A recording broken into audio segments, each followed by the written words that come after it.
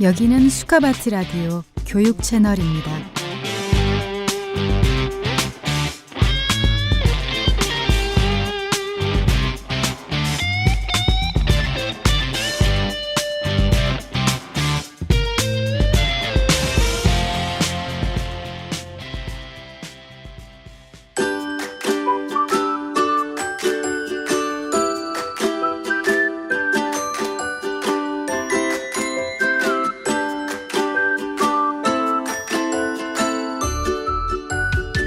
안녕하십니까? 푹푹 찌는 날씨 참 덥지요. 하지만 붓다파워로 살려지는 오늘의 우리들이라면 더위가 오히려 즐길 기회가 될 수도 있지 않을까요? 이렇게 말입니다. 내 고장 7월은 청포도가 익어가는 시절.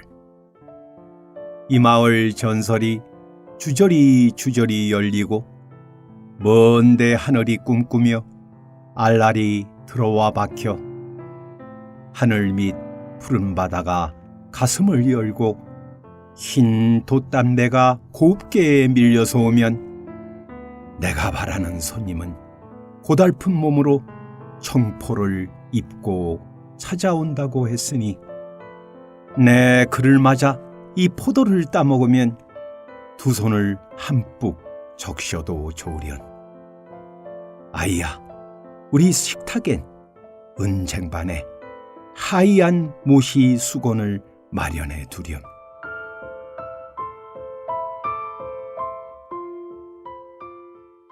여러분 잘 아시는 이욱사 시인의 청포도였습니다. 그렇죠? 우리나라마다 또 우리 고장마다 곳곳에서 다 전설이 있습니다. 우리 나름의 믿음의 연결이 전설이 되고 설화가 되죠. 그 속에 알알이 자기 나름의 꿈을 꾼 우리 조상님네로부터 이어져 온 우리 이 조국에서의 아름다운 수많은 영화의 열매들이 있습니다. 그것이 이 더운 시절에 익어갑니다. 그래서 청포도로 나타나죠.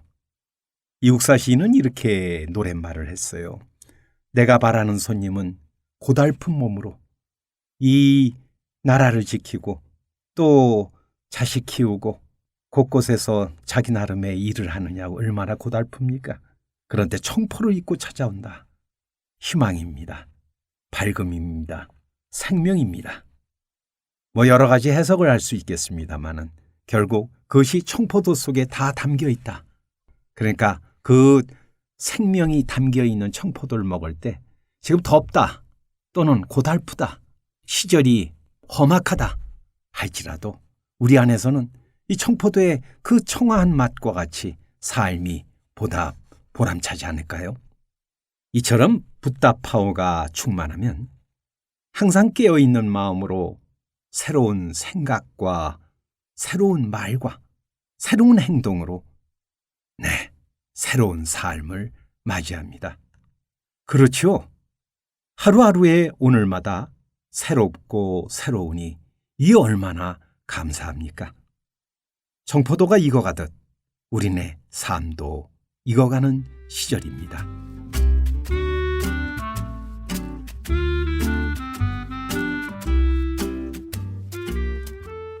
어느 날 커피숍에 앉아서 무료한 시간을 보내고 있었습니다.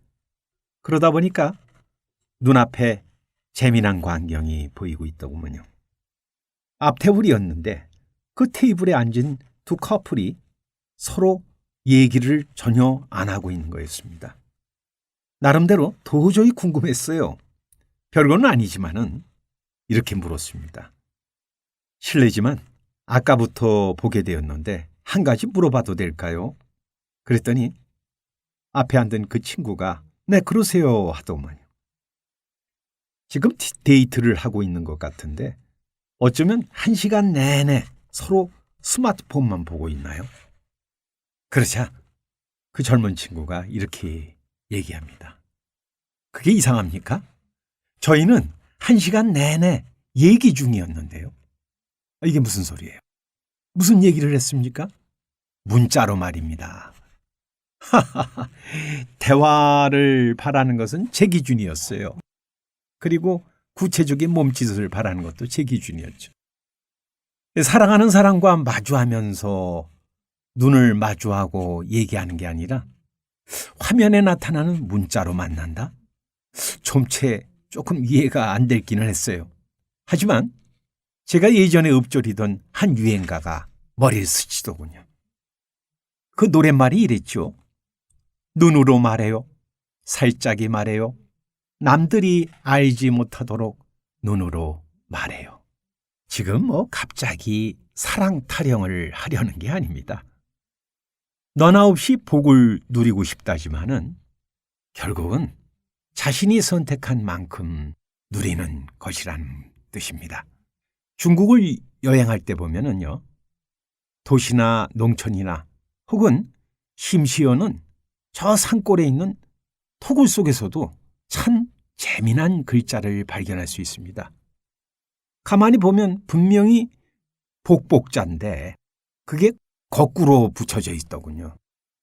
그러니 궁금증이 나서 가만히 있습니까? 물었죠. 이게 왜 이렇게 거꾸로 붙어져 있냐고. 그러니까 그들의 답이 한결같았습니다. 복이 쏟아져 들어오라는 뜻이라나요? 그러니까 복복자는 다 아시잖아요. 그 복복자를 이렇게 바로 있으면 그것이 그 안에 담겨져 있지 자기한테 쏟아져 들어오는 건 아니니까 쏟아져 들어오기를 바라는 그 심정. 그걸 갖고 뭐라 그럴 건 아니지만 아무튼 자기 깜냥껏 살아가기 마련인데 이렇게 스스로 인정한 삶에 갇힌 복을 실현하면서 말입니다. 복은 실현하는 거죠.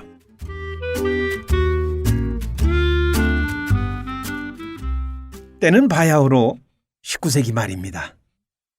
세계 정세가 흉흉할 때 우리나라 형편 어땠는지 아시죠? 강대국들이 호시탐탐 노리고 있었지 않습니까? 그때 미국에서 도포자락을 휘날리며 다니던 한 외교관이 있었습니다.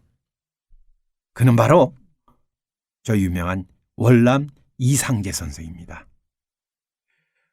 잠깐 월남 선생에 대해서 말씀을 안 드릴 수가 없죠. 이분은 참 그 가혹한 시절 속에서 우리가 잘 알고 있는 신간회라고 하는 신간회 아시죠? 거기 초대회장을 했습니다.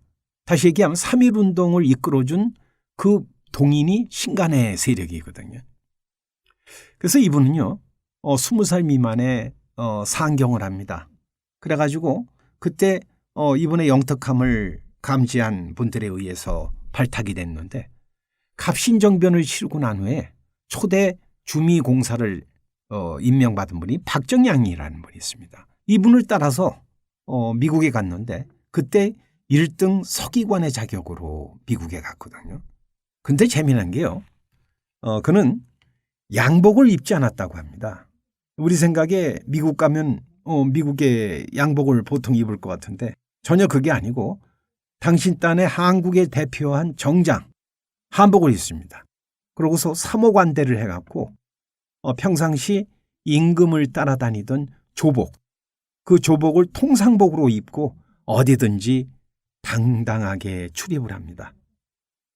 그는 그렇게 함으로써 우리나라의 고유한 풍속이 자연히 미국에 인식되는 것을 바랐던 것이죠.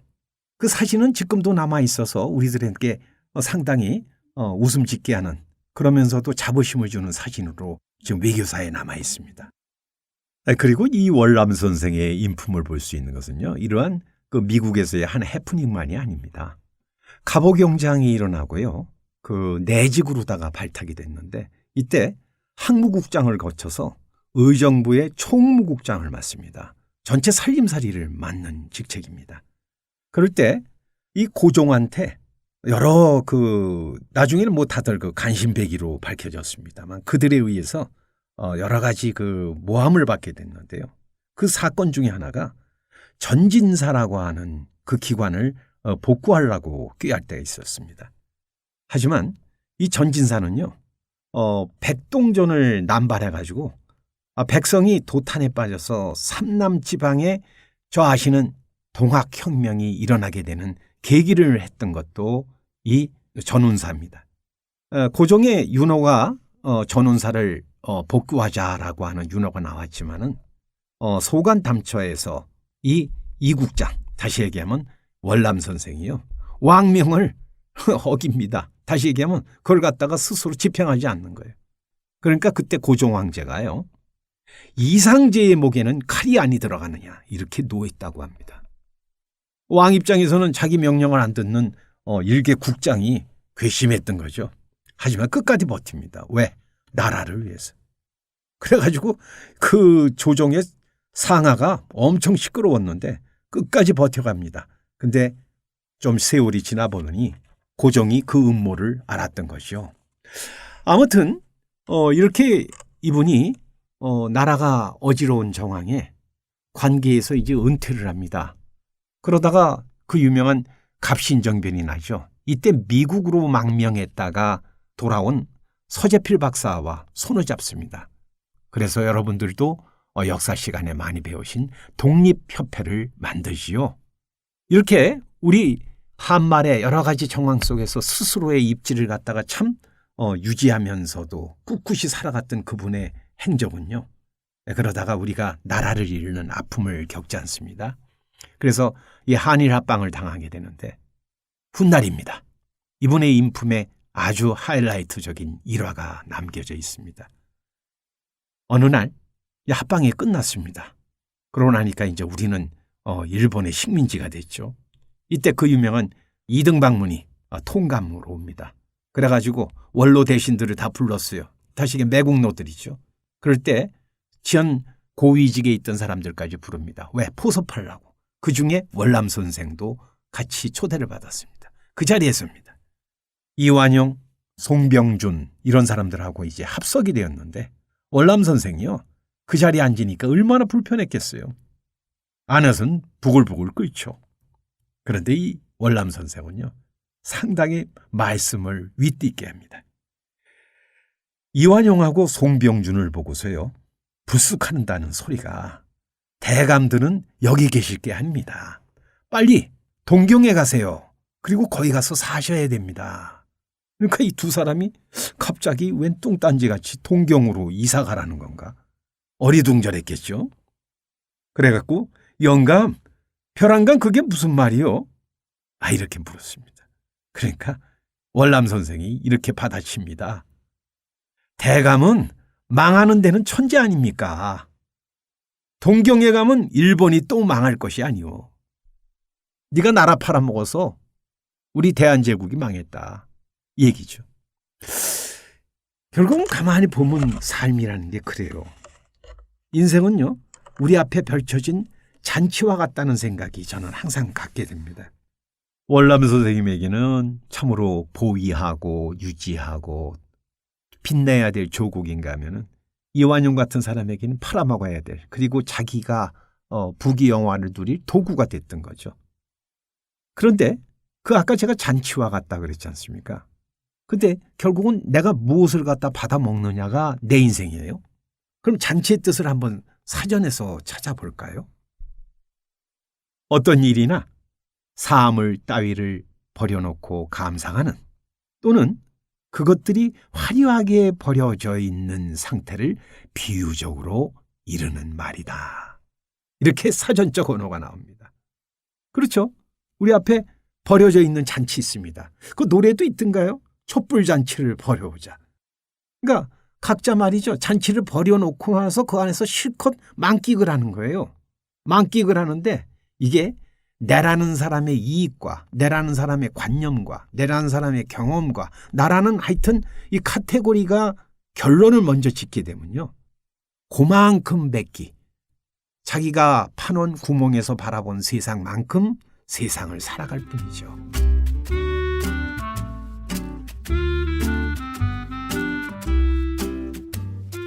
그래서 제가 하나 일화를 말씀드릴까 합니다. 아쇼카 대왕이라고 하는 유명한 분이 있죠. 이 아쇼카 대왕이요, 사람의 머리를 팔게 한 사건이 있습니다. 이거 상당히 엽기적인 사건이죠.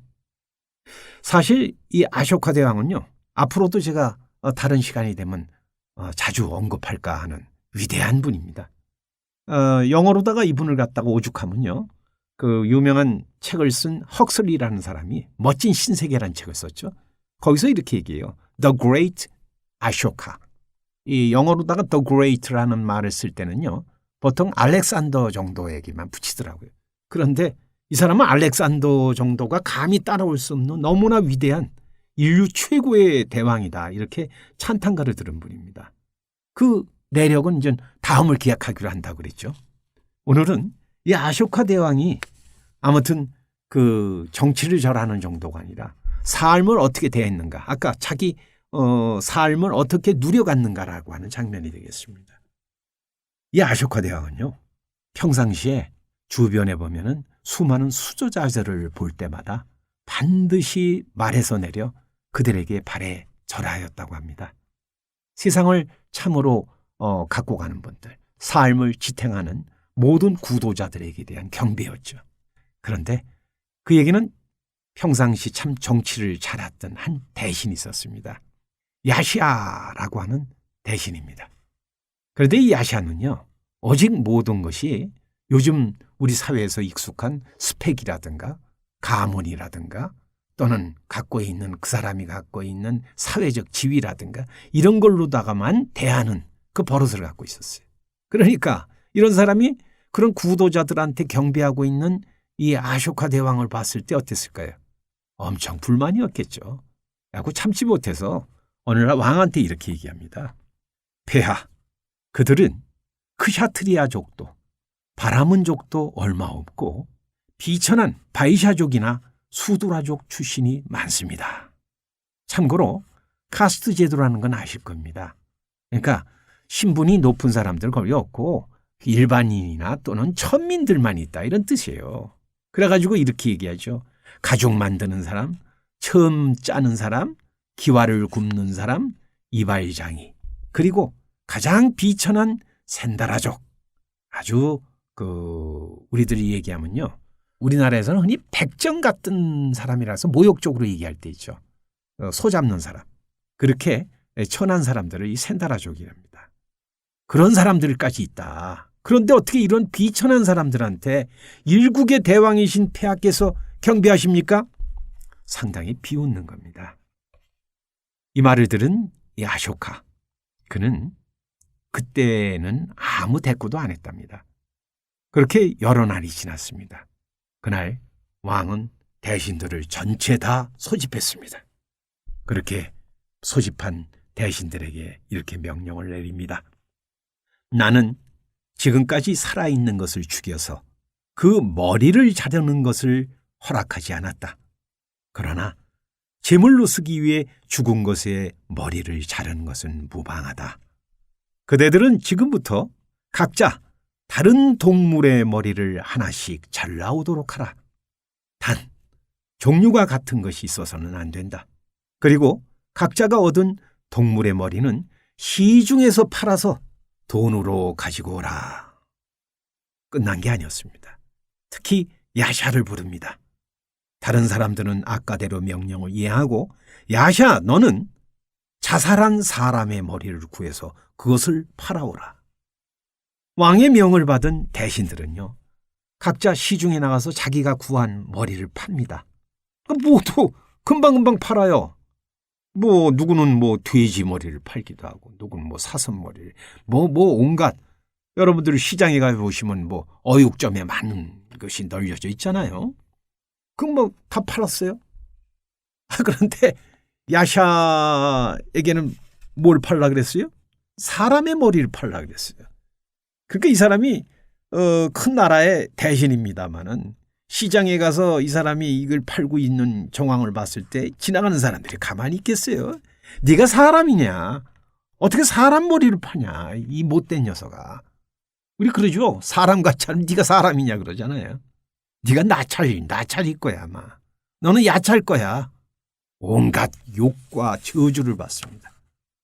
그래가지고 밤 늦게 이제 장이 파할 때까지 기다려도 아무도 안 사가니까 할 수 없이 그냥 돌아왔겠죠.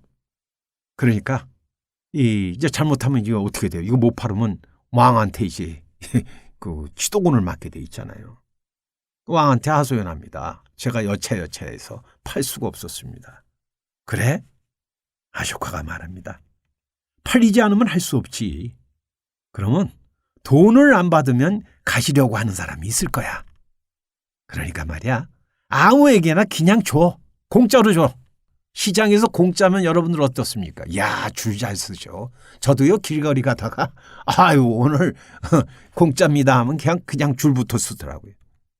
그러니까 공짜로 다 너 팔 수 있을 거야. 그 야샤가 어떻게 합니까? 다시 시장에 갔어요. 크게 방을 붙입니다. 누구든 그냥 줄 테니까 이 사람 머리를 가져갈 사람 없습니까? 그러니까 어제도 사람 머리 팔더니 오늘도 또 사람 머리를 공짜로 준대요. 여기저기서 돌이 날라오고요. 뭐 그냥 썩은 먹던 거 음식 찌꺼기가 날라오고 온갖 모욕을 다 당합니다. 마침내 터덜터덜거리면서 사람 머리 그걸 안고서 이제 궁전으로 다시 돌아왔죠. 그래서 왕한테 사례입니다. 그 딱 앉은 폼을 보면 이미 아쇼카 대왕이 그걸 왜 모르겠어요. 이렇게 다구칩니다. 야샤야, 어째서 사람 머리는 안 팔리는가? 폐하, 모두가 두려워하고 미워해서 사려는 사람이 하나도 없습니다. 그러니까 아쇼카가 그렇다면 그 사람의 머리만을 두려워하고 미워하겠는가?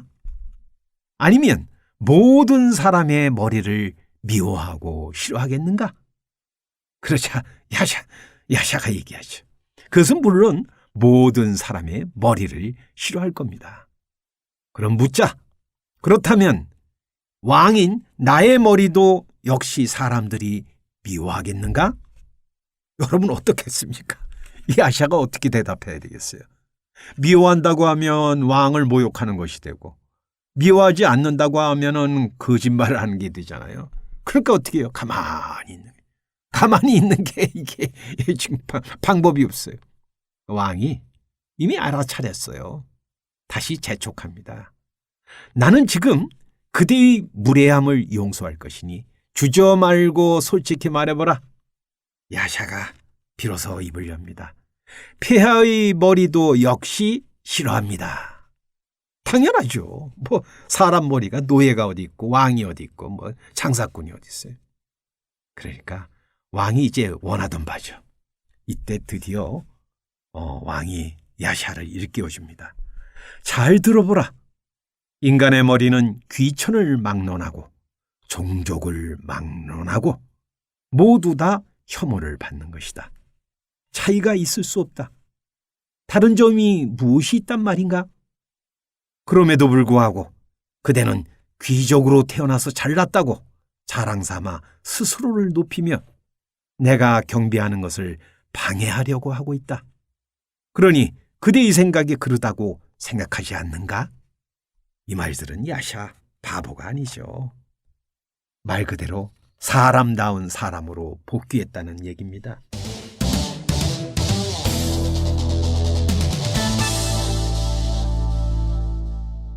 지금 여러분은 무엇을 경배하고 계십니까? 이완용은 나라 팔아먹기를 경배하고 월남 선생은 조국의 독립을 경배하셨습니다. 사람이라고 다 같은 사람이 아닙니다. 사람마다 자기가 경배하는 만큼 삶의 가치를 살아갈 뿐입니다. 속담에도 있지 않습니까? 잔치는 잘 먹은 놈 잘 차렸다 하고 못 먹은 놈 못 차렸다 한다. 안 그래요? 잔치는 여전히 똑같이 나왔는데 지가 잘 먹으면 잘 차렸다고 해요. 제가 못 먹고 나서는요. 그게 잔치냐고 또 투덜거립니다. 내가 내린 탑에 맞냐냐가 아니에요. 그래서 인생이라는 이 잔치상에 붓다파오가 충만한 복으로 우리는 이미 가득 채워서 그 한 상 앞에 서 있는 거거든요. 여러분, 이 인생 잔치상 한껏 들어야 될 거 아닙니까? 붓다파오가 우리에게 무한히 제공하고 있거든요. 그러니 따로 구할 게 아닙니다. 흔히 구복이라 그러죠. 기복이라고도 하고. 제가 없으니까 저에게 복을 주십시오. 그게 아니에요. 작복입니다. 복은 짓는 거예요. 짓는 거예요. 내가 먹는 거예요. 잔치상에 있는 것은 먹어야죠. 수복이에요. 그것을 누려야죠. 아무리 떡 벌어진 잔치상이 있으면 뭡니까? 그래서 받아먹지 못하면은 그 잔치상은 나하고 아무 관계가 없는 거죠. 그렇습니다. 복은 구하는 게 아닙니다. 붓다파워로 살려지는 복, 이것을 무한히 누리는 것입니다. 이처럼 붓다파워를 나아가 맞이하고 그 살려주심에 맡기니 무한한 생명력이 솟지 않습니까? 이 기쁜 소식 들으니 이 얼마나 감사합니까? 자, 오늘 붓다파워 여여와 함께 하셨습니다. 감사합니다.